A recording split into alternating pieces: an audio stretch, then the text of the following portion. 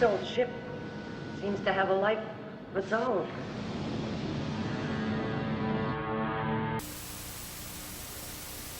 Hey guys, so I watched Death Ship from 1980. It's a gritty, raw, low-budget horror movie that has George Kennedy and Richard Crenna in it. It's a really successful horror movie, and in the way that like it elicits a lot of fear from its viewers. It's actually pretty good, and it's surprising that it isn't higher up on more reviewers' radars. You'd think that a movie like this that has a possessed George Kennedy would be up there, but it's not. It's strange. This movie really fell in the cracks. It didn't make it. So the movie is about an ocean liner that's going out on a retirement voyage for its current captain, who's played by George Kennedy. And he's being replaced by the oncoming captain, Richard Crenna. Both of those are actually really big stars, and surprisingly are showing up in this weird little low-budget Canadian horror movie. The ship runs into an unknown vessel that rams it and causes it to draw on water, and it sinks pretty much. So there's a really decent sinking scene that is full of all of this stock footage, but it's cut together really well, and it really goes in line with the suspense that the movie already gives you. There's most of the Voyagers that are on the ship are killed, and the only people that survive are a really convenient group of survivors, like the two captains, George Kennedy and Richard Crenna, both of them who don't go down with the ship. And then a few random passengers, and of course the ship's comic, Saul Rubinek. Rubinek is actually pretty funny in this movie, but he is the first to go, unfortunately. They're rescued by the Nazi ghost ship, which is really strange. It starts to kill them off one by one, but it rescued them to do so. Anyways, if it didn't do that, there wouldn't be a movie. So it's this really ominous and rusty-looking abandoned German World War II torture vessel. So it already has this like eeriness about it. And when the ship starts killing people like one by one, it starts doing so with these really weird ways. Like the first person to go is Saul Rubinek, the stand-up comic on the ship, on the first cruise liner.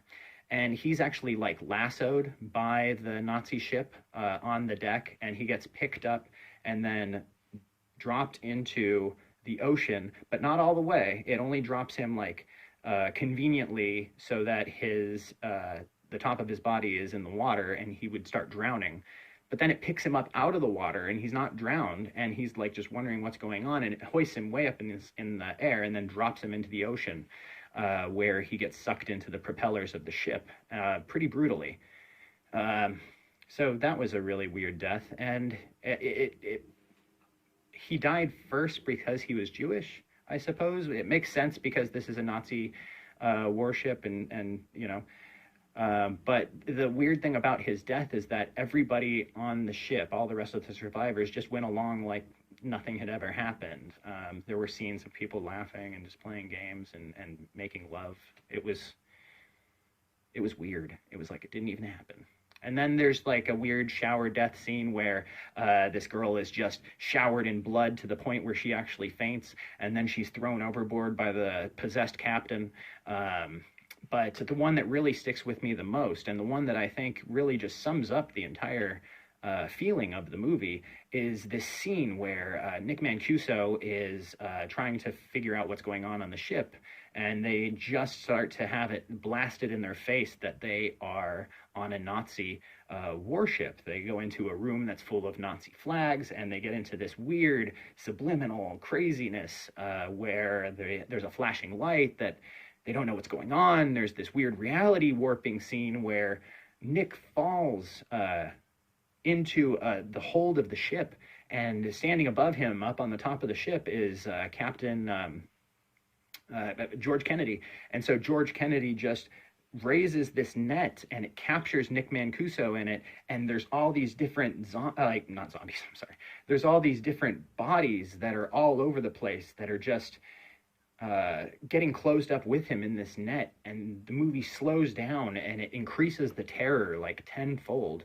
And it goes out with Nick Mancuso writhing and screaming in terror. It's pretty brutal, and it sticks with you. Definitely sticks with you after you watch this movie. And again, that all goes in with the same overtone, the ominous and eerie overtone. But the movie does have its issues. It's a low-budget horror movie, so it has cuts that are pretty terrible. The acting is really just TV quality, if anything. And then it had a really low budget, which always plagues these movies all the time. It's the worst thing, isn't it? Funding. However, the good really outweighs the bad. So the tone, the everything about the movie and the way that it's presented is so successful that the bad parts of it just seem maybe to add to it, or to they don't seem to matter.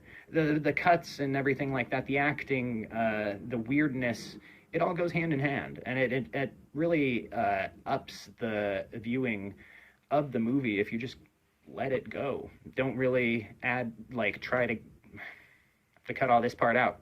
Just cut it out. Go back and then cut it out and then say, however, the good outweighs the bad.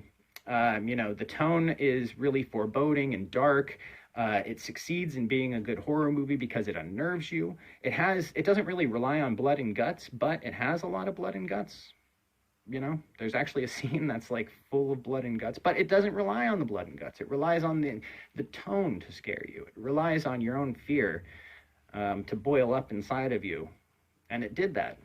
So it was actually a pretty successful movie. I can recommend this movie to anybody that's looking for something completely different to watch. If you haven't heard of it, it would be right up your alley.